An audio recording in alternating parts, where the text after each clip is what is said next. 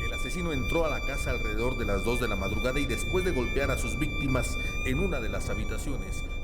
Con el doctor estaban trabajando acerca de un sueño recurrente, que podría ser un recuerdo reprimido. Quizá algo de su niñez.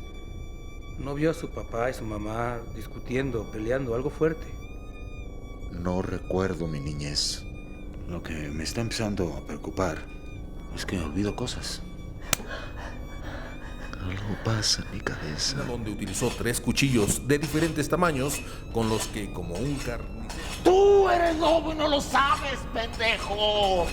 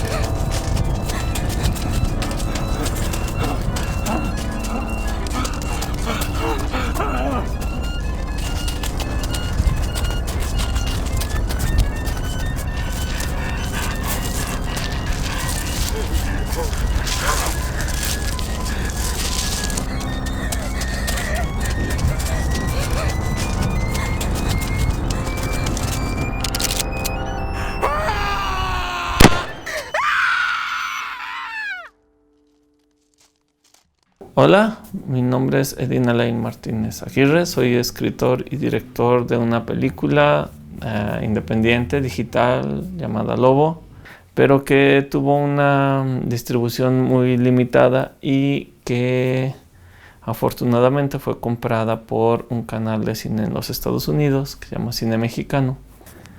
No recuerdo exactamente por cuánto tiempo trabajamos en esta película. Se hizo durante fines de semana. Yo ya tengo varios años trabajando proyectos en un esquema de producción que es de fines de semana, y hicimos esta película Lobo entre muy poca gente. A veces recuerdo que a veces nada más era yo y el actor o los actores. Era yo operando la cámara con Jesús Hernández, que es un gran actor que vino de Guadalajara a ser el protagonista. Jesús Hernández, que siempre estaré muy agradecido con él. Rigoberto Veloz, que es un amigo también originario de Guadalajara, que hace también un personaje pequeño. Y de Zacatecas tenemos a Guillermo Zapata, que afortunadamente volvió a trabajar con él casi 10 años después en una película más reciente, que hace uno de los personajes aquí, Guillermo Zapata, y Fonsanta Valdés, que también hace de hija de un escritor. Es una película que tuvo efectos especiales, o efectos de maquillaje, mejor dicho, que tuvo efectos de maquillaje, golpes, moretones. Todo eso era un proceso de varios minutos o de algunas horas, incluso aplicando las prótesis para los golpes, para los moretones. Y como era una cinta slasher, o sea, tenía un asesino con un cuchillo, fue muy interesante tener los efectos de los cuchillos. Recuerdo, como es una película que se hizo muchos años, recuerdo que que Guillermo Gómez, quien hizo los efectos y nos preparó un grupo de cuchillos. Teníamos cuchillos de verdad, desafilados, les quitamos el filo a los cuchillos. Pero para las escenas más cerca con los actores, Guillermo hizo como unos props de plástico. Entonces teníamos los cuchillos reales y los props de plástico que eran iguales, pero en luz los de plástico absorben más luz. Entonces tuvimos estos dos tipos de props. Recuerdo que de lo más complejo de hacer fue lo de la carnicería que van a ver en la escena que a continuación van a ver. Esta carnicería nos la prestaron por una noche, que es el rastro municipal en Zacatecas. Nos prestaron por una noche el rastro municipal y nos metimos a grabar durante toda la noche escenas que se iban a intercalar como en flashbacks. Y usamos la sangre real y carne real de los animales que estaban en el rastro.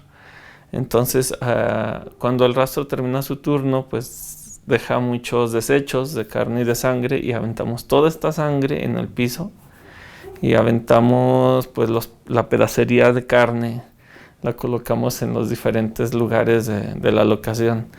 Y me acuerdo que el olor era insoportable.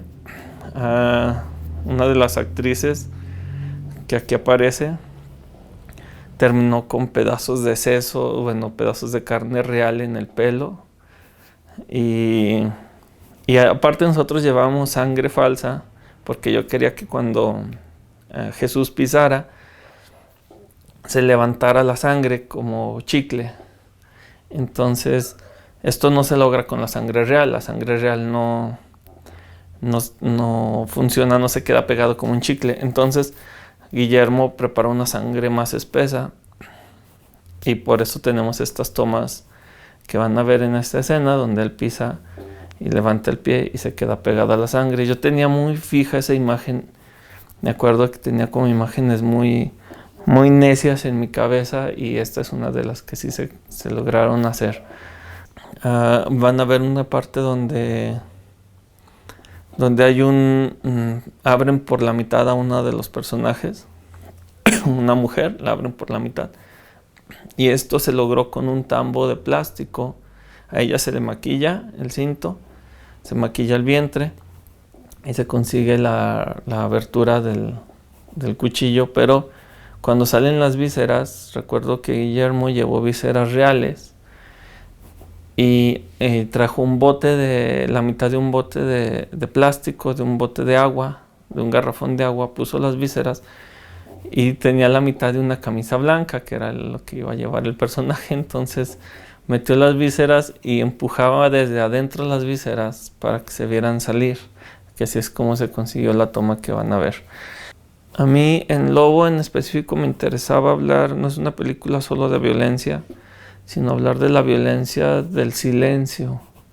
Uno de los personajes no habla, es la historia de un escritor, Luca Santori, que pierde a su familia en un evento trágico y él termina viviendo con su hija y su hija pierde la voz pues tras estos acontecimientos, ¿no? Y no habla.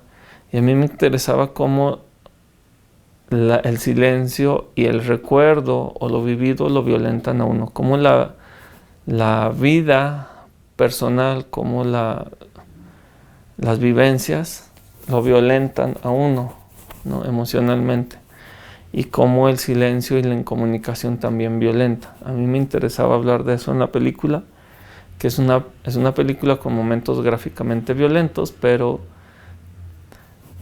que para mí es más interesante lo que lo lleva a la violencia física. No se trata tanto de lo que la violencia física es, o sea, de exponer la violencia física, sino de lo que la genera.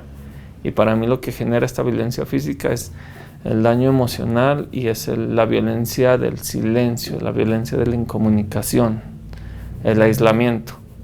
Eso era para mí importante en esta película y lo que tratamos de hacer, pues, yo creo Jesús Hernández, que hace de Luca Santori el protagonista, creo que hace un muy buen trabajo, es un gran actor. Y Jesús es un actor que reconozco mucho, que siempre Me ha gustado mucho cómo trabaja y su disciplina al trabajar. Yo tengo muy buenos recuerdos de ver sus libretos marcados en sus líneas con notas. De que él incluso quizá a veces llegaba con un análisis y un estudio más profundo que el que yo como director había hecho, y eso se lo agradecía muchísimo.